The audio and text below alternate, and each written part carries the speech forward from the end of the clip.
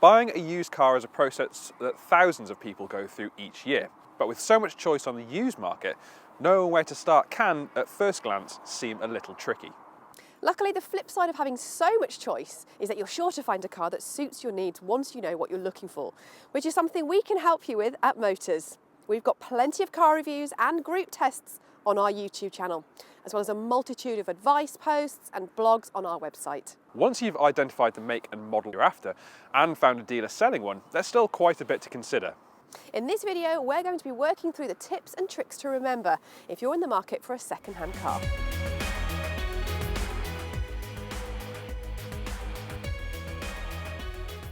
Putting a budget in place before you even look at a car search website or set foot on a forecourt is a good idea.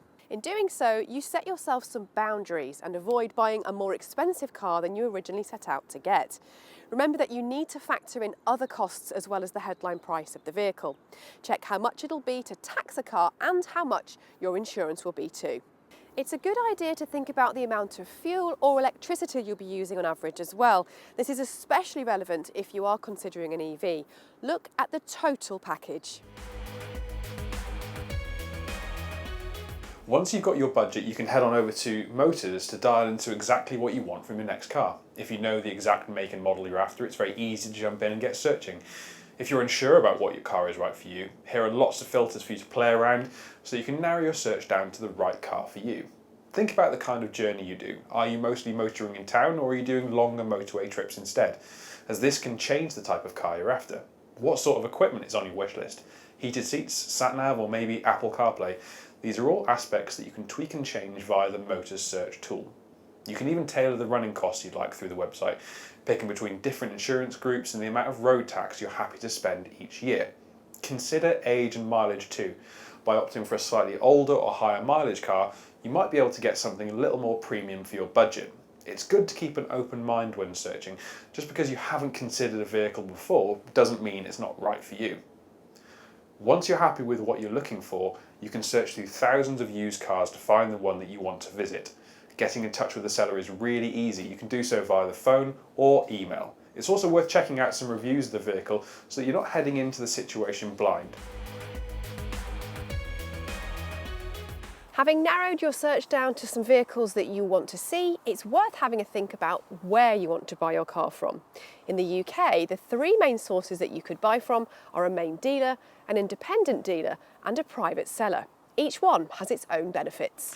For instance, a main dealer or independent garage will likely put any car that it's selling through an inspection process and will be able to offer some form of warranty to cover it through an initial period of ownership. Of course, this process adds some additional cost to the car's price, but should something go wrong during your first few miles with the vehicle, you have that extra peace of mind that a warranty provides. If you choose a private seller, then there's a good chance that you'll be able to save some money compared with a main dealer or independent garage. However, you aren't covered by the same consumer rights. You'll struggle to return a faulty vehicle to a private seller, you won't have a warranty, and there's less chance a car will have been professionally inspected beforehand. A final note, Motors only lists cars from dealers. You won't find any private sellers on the site. There are a number of areas that you'll need to look at on a car you're thinking of buying. We're going to look into these in more detail now. A car's exterior panels are a great place to start when checking over a car. Primary areas of concern include the front bumpers, which are prone to scuffs and scrapes, and the door panels, which can often fall victim to car park dings and shopping trolley damage. Take a look at any exterior plastics as well. Do they look cracked and worn? They might need some work to repair or replace and should change the car's price as a result. Make sure you check over the alloys too. They're sometimes badly damaged and can be costly to repair. Plus, badly damaged alloys can point towards a car that hasn't been well looked after. So they could be a good indicator of other aspects of the car. A car's tyres are the single point of contact between the vehicle and the road, which is why they are so important. Give them a visual inspection first, check out the sidewalls for any cuts or bulges, and look for any dryness or cracking, as this might mean they're older and need replacing. When it comes to tread, the legal limit in the UK is 1.6 millimetres, And one of the easiest ways to check this is with a 20p coin. If the outer band is obscured, then the tyres are within the limit. Can you see the outer band? That means they'll need replacing straight away. It doesn't need to be explained why a windscreen is important. We'd be checking it over for any chips and cracks, which could become worse over time and require a complete windscreen replacement. If a chip is only small, it can be repaired, but you'll need to ask whoever is selling the vehicle to sort this or take some money off the vehicle's price before you buy to reflect the cost of the repair. Having the right fluid levels in a car is paramount, so we'd be checking thoroughly under the bonnet to make sure that they're correct. If they're low, it might mean that a car isn't running properly or it hasn't been maintained properly. Check the oil, the coolant levels, brake fluid and washer fluid to make sure you're happy. Once you're inside the car, use your nose. It might sound silly, but a damp smell might mean that the car has been standing for a while and has let moisture in. Likewise, if a car has been smoked in, it will be quite easy to work out, or the seller might be trying to mask it with overly strong scents. Check out the materials used on the seats to make sure it's all in good order, and look at the bolsters on the side to ensure they've not collapsed over time. This is a common issue on a lot of high mileage cars. When you're inside, get pressing all the buttons too. Make sure that everything works. Test the radio, try the air conditioning if the car has it, and test the lights too. For that latter point, you might want to ask a friend or relative to stand outside the car while you test the front and rear lights to make sure that they're working properly. A spare wheel is a component you'll never realise how much you'll need it until it's an emergency, so make sure it's present in cars that come with one equipped as standard. Some more modern vehicles come with a tyre inflation and sealant kit instead, so check if this is present if there isn't a wheel. Also make sure that all of the relevant tools such as a tyre spanner and jack are present and correct too. Once you're inside, you can also double check that the car's mileage matches with the advert. Also, we'd make sure that it mirrors the kind of condition you're seeing in the interior. Does everything seem a little too beaten up for a car with low mileage? There might be something odd going on, so it could be a good time to walk away. Checking a car's history can provide a valuable insight into its past. Fortunately, it's easier than ever to do. In fact, you can find out a car's previous MOT history via a free government checker. All you need is the car's registration, and it will show you any failed MOT tests and advisories that you might not have otherwise known about.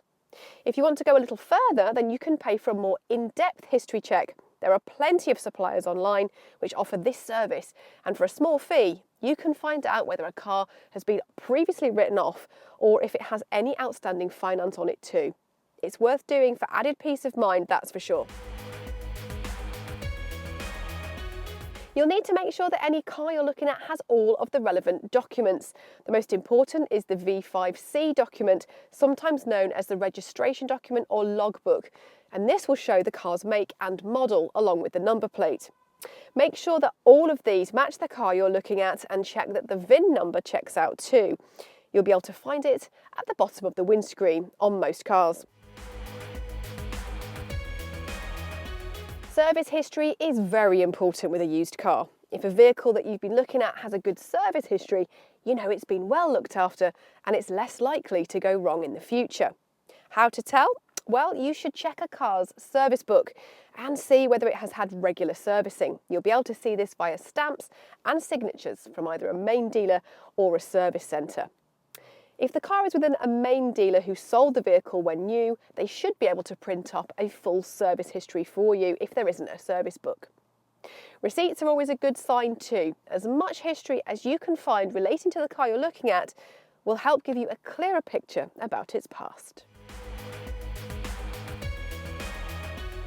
Now, the test drive is often seen as the fun part of the whole car buying experience, and it is good fun. You're getting behind the wheel of a new, fresh and exciting car, but it's also an opportunity to discover any issues that could be lurking underneath of any car that you're checking out. So let's take a look at what you should be considering while you're undertaking a test drive.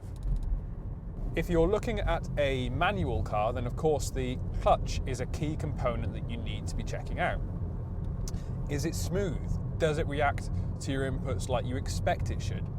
You should have a nice, clear action and not feel like there's too much resistance or a lack of resistance either. That's just as bad.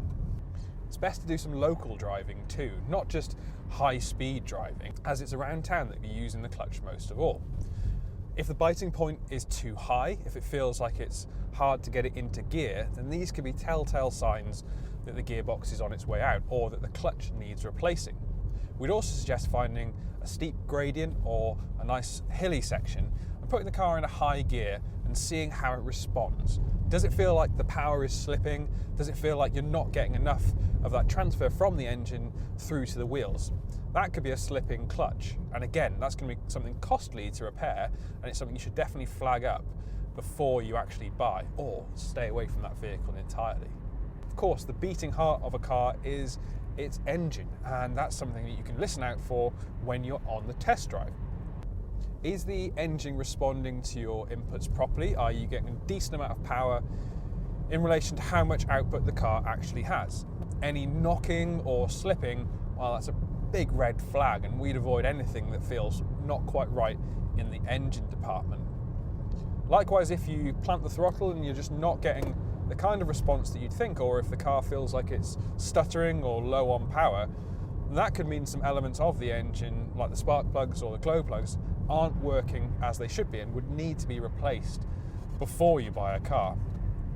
I'd also be thinking about how you feel in the car. Now, of course, if you've come from a smaller vehicle or even a larger one, you might be thinking that you're a little bit out of place or a little bit uncomfortable. But that's part of the process of getting acclimatized to a new vehicle. However, you've got to remember that you're going to be driving this car for the next couple of years, so you want to feel happy with it. Do you like the seating position? Can you get nice and comfortable behind the wheel? Is there enough adjustment? Can you tilt the wheel back and forth and bring it towards you just as you like? And does the seat have enough adjustment to it too? Think about how you're sitting in the vehicle and your perception of the road ahead. If you don't like sitting lower down in a hatchback like the one we're in today, then you might consider an SUV or a crossover that gives you that elevated view of the road ahead.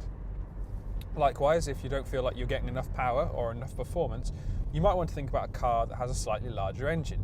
That, of course, has slight implications on the insurance levels that you'll be paying. These are all little factors that you should be considering during the test drive, because this is your one opportunity to really feel how this car is going to slot into your life. Brakes, of course, are incredibly important. Brakes are going to slow you down, and they're what you rely on each and every time you drive the car. But brakes do vary between vehicles and between manufacturers even. Some brakes tend to be a little bit softer in French cars like Citroens or Peugeots, or a little bit sharper on German cars like Audis and BMWs. But whichever car you opt for, you're looking for the same things. You're looking for a progressive brake pedal that gives you nice, decent braking performance throughout that pedal travel. You don't want to start braking and feel like the top part of the pedal's travel isn't really delivering any braking performance. You want it to happen just as soon as you touch the pedal. What I'd advise you do is test out the brakes at a variety of different speeds around town and at higher speeds, such as when you're slowing down on a dual carriageway or motorway. Listen out for any kind of juddering that might come through the steering wheel or through the seat, as that could reflect warped brake discs or pads that might need replacing. Listen out for any sounds. If it feels like there's metal on metal, again, the pads are going to need changing out before you can purchase the car. You also should be making sure that when it does brake, that the car is slowing down straight and true. It's not veering off to one side or the other. You should be able to apply the brakes in a nice controlled manner. The test drive is also a great time to be listening out for any squeaks or rattles that could be present in the car. Think about travelling at greater speeds when sometimes those annoying rattles come to the fore. And if there's anything you have an issue with, make sure you flag it with whoever is selling the vehicle. Again, if you're doing lots of motorway journeys, then something I'd be thinking about is how much noise it's generating at higher speeds. Of course, around town you don't tend to notice them quite so much, but when you're travelling at 70 miles an hour, you can quite often hear quite a lot of road noise, wind noise coming from the front portion of the car, and that's a factor that can really lop off some of the car's comfort value, and it can make a car a little bit more wearing to drive than an alternative. Again, you've got to think about what kind of driving you're doing on a more usual basis. If you're pottering about town, those higher speed noises aren't so important. But if you're using your car mainly for motorway journeys, then it's something well worth considering. If, however, you're in an automatic car, then you should really be looking out to make sure that the automatic gearbox is shifting nice and smoothly too. There shouldn't be any clunks as it changes from one gear to the next, and likewise when you're slowing down it should be able to go down the gearbox just as easily as it's going up. Also, an automatic car's fitted with the option where you can shift gears by moving the gear stick over. Give that a try. There's no reason why not, and it might flag up an issue with the gearbox that you might have otherwise not noticed. It also makes sure that that functionality is working as it should do. It's also a good time to test out whether any driver-related assistance features work properly, such as the cruise control, for instance. Give it a try, make sure it's holding its speed correctly, and then you can be certain that it's going to work when you take the keys to the car. A car's suspension is a key component, and on the test drive you can find out whether or not it's right for you. Things that we'd be listening out for would be heavy clunks or rattles from either side, and too much of a shock coming through if you hit an imperfection in the road like a large pothole. Now, of course, it's worth bearing in mind what type of car you're looking at. If you're looking at a sporty model or a car fitted with large alloy wheels, then you kind of have to expect that you're going to get a slightly firm ride. However, a car that doesn't ride well, even though it's fitted with relatively soft suspension and smaller alloy wheels, might point towards an issue with the suspension in general. It might feel like it's too firm over potholes and like it shudders into them. Again, that's something you really need to get checked out. Remember also, on cars fitted with a multi-function steering wheel like this one, you need to make sure that all the buttons and displays work. So while you're on your test drive, make sure you give everything a good press just to ensure that all of those operations are working correctly. Now, when it comes to the steering, there's something that you can do which can easily flag up any potential issues with the steering of a car that you might be looking at. And you can just find yourself in a nice car park like we're in now, just give yourself plenty of space. And then what I do is go full lock to the right and just go slowly and listen out for anything that might be knocking or rattling. Do the same to the other direction, so full lock on the left. And again, listen out, see if you can hear anything. I'd also advise popping it into reverse and doing the same again. Go backwards to a different angle, go like that. And just listen out to see if you can hear any knocking or rattling noises. This is a great way of flagging up any potential issues with a car. And it takes no time at all, and it can save you a lot of money in the long run, or a lot of bother. We hope that you found this Motors Explainer video useful, and it has helped you to better understand the full process of buying a used vehicle. There are thousands of cars to choose from, of all shapes and sizes, so we're sure that you'll be able to find the model that is right for you at a price that fits your budget. If you've enjoyed this video, then please give it a big thumbs up and let us know in the comments section what you're looking for in your next car. Also, please remember to subscribe to the Motors YouTube channel and hit that bell icon so you get a notification each time we upload a new video sent directly to your inbox.